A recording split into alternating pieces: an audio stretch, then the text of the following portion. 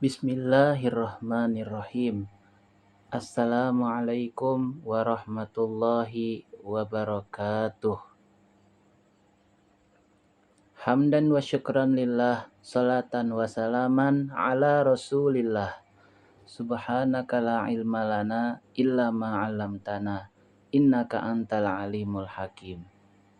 Rabbi syrah li sadri wa yassir li amri wahlul 'uqdatam min lisani yafqahu qawli. Amma ba'du.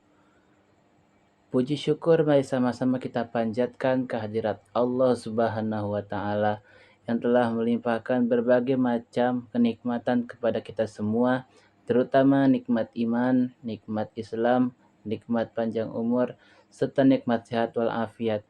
Sehingga pada hari ini kita bisa bertemu kembali di hari yang ke-9 di bulan Ramadan yang mulia ini. Tak lupa salawat dan salam semoga selalu terlimpahkan kepada junjungan kita Nabi besar Muhammad sallallahu alaihi wasallam. Juga kepada keluarganya, para sahabatnya, dan para pengikutnya yang tetap istiqomah memegang teguh ajaran dan sunnah-sunnahnya sampai akhir zaman. Dan juga semoga kita semua selalu berada di bawah lindungan Allah Subhanahu wa taala. Amin amin ya rabbal alamin. Teman-temanku para Octolovers dimanapun kalian berada, suatu hari di masa kekhalifahan Umar bin Khattab radhiyallahu anhu, orang Mesir yang pada saat itu dipimpin oleh Gubernur Amr bin As masih mengikuti tradisi lama, tradisi di mana mereka harus mengorbankan seorang anak perawan untuk diceburkan ke dalam sungai Nil untuk membuat sungai Nil itu tidak berhenti mengalir.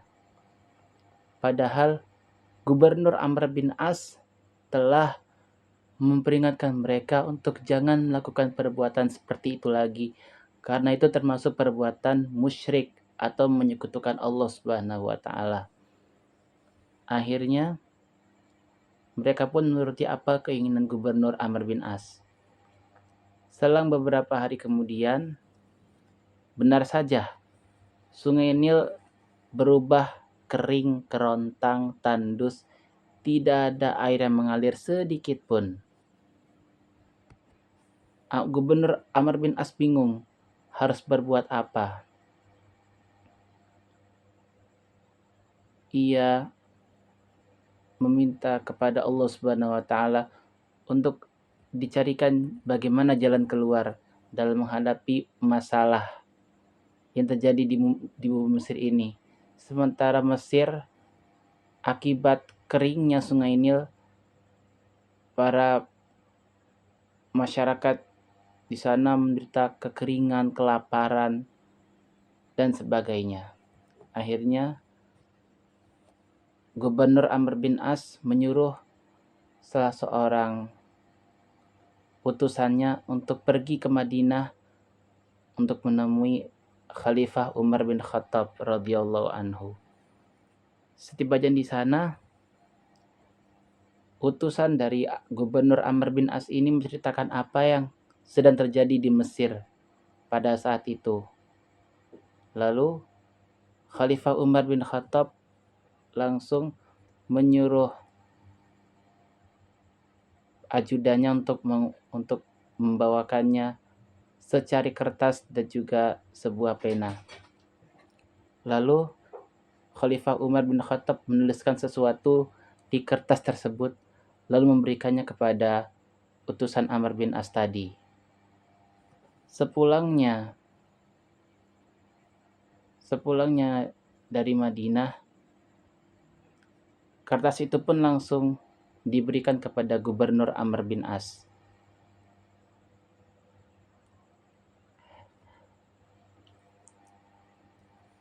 Lalu ia membacanya di dalam hati tanpa sepengetahuan dari utusannya tersebut. Lalu tanpa berpikir panjang, Ia pun langsung membuang kertas itu ke dalam sungai Nil. Dan tiba-tiba atas izin Allah Subhanahu wa taala, sungai Nil itu pun bergolak dan mengalir kembali seperti semula. Utusan dari Amr bin As ini heran, apa isi dari kertas yang ditulis oleh Umar bin Khattab itu? Lalu Amr bin As menjawab, isi dari kertas tersebut adalah, wahai sungai Nil, jika engkau mengalir bukan karena kehendak Allah Subhanahu wa taala, maka jangan mengalir. Tapi jika engkau mengalir atas kehendak Allah Subhanahu wa taala, maka mengalirlah itu.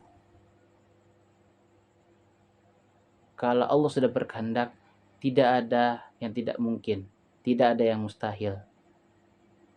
Seperti firman Allah Subhanahu wa taala di dalam surat Yasin, surat 36 ayat 82 yang sering kita baca.